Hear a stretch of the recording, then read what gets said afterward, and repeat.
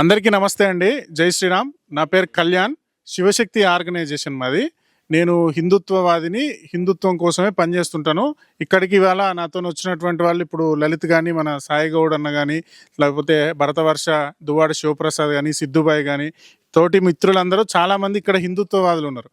అయితే ఒక నెల రోజుల క్రితము కొంతమంది పడమరకి సూర్యుడు ఉదయించినట్టుగా కమ్యూనిస్టులు దేవాలయం గురించి, ప్రకృతి గురించి మాట్లాడేటటువంటి వీడియోలు కొంతమంది చూసిన.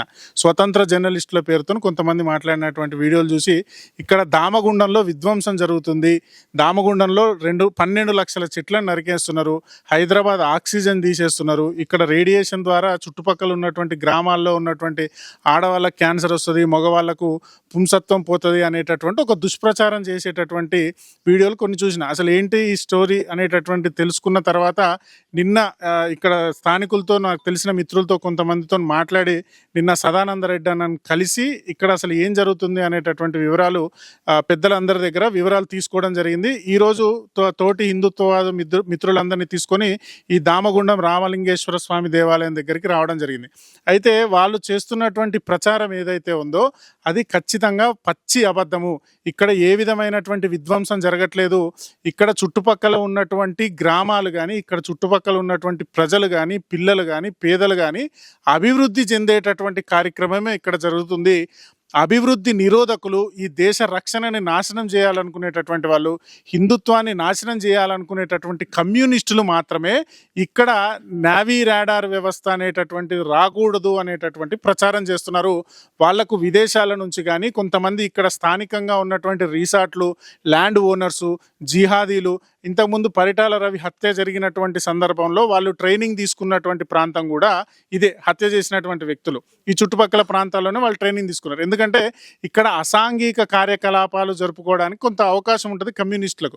సో ఇక్కడ అసాంఘిక కార్యకలాపాలు జరుపుకునేటటువంటి వారికి, ల్యాండ్ ఓనర్స్కి, రిసార్ట్ ఓనర్స్కి కొంతమందికి జరిగేటటువంటి ఇబ్బందిని ఈ రాడార్ నావీ భద్రతా వ్యవస్థ ఏదైతే ఉందో దాన్ని ఇక్కడికి రాకుండా అడ్డుకుంటే వాళ్ళ అసాంఘిక కార్యకలాపాలు విచ్చలవిడిగా జరుపుకోవచ్చు. కాబట్టి కొంతమంది జర్నలిస్టుల రూపంలో ఉన్నటువంటి దొంగల్ని ముందు పెట్టి, ఈ డబ్బులు ఇచ్చి వెనక నుంచి ఇక్కడ ఒక ఫేక్ ఉద్యమం నడిపించేటటువంటి ప్రయత్నం చేస్తున్నారు.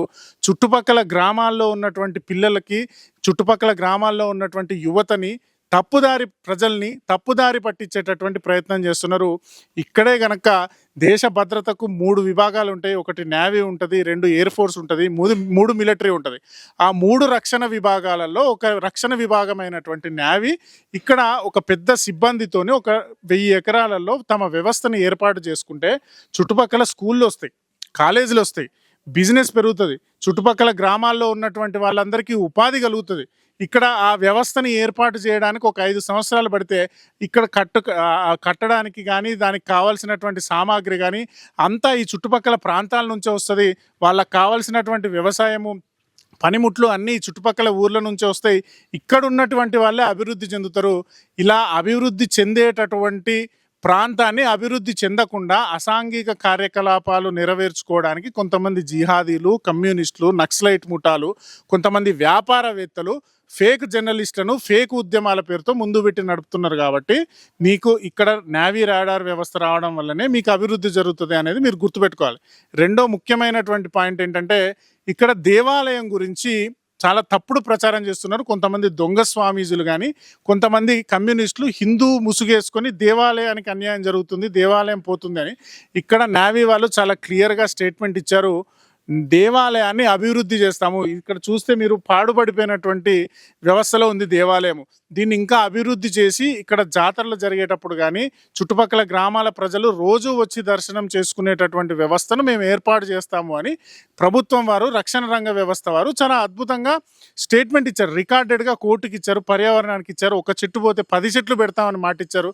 సో వాళ్ళ చేతుల్లో ఉన్నటువంటి మన హైదరాబాద్లో ఉన్న ఏఓసి కానీ, బీడీఎల్ కానీ, బిహెచ్ఈఎల్ కానీ చాలా బ్రహ్మాండంగా ఉంటాయి. లోపలికి పోతే ఏదో ఒక ప్రశాంతమైన వాతావరణంలోకి పోయిన ఫీలింగ్ మనకు కలుగుతుంది.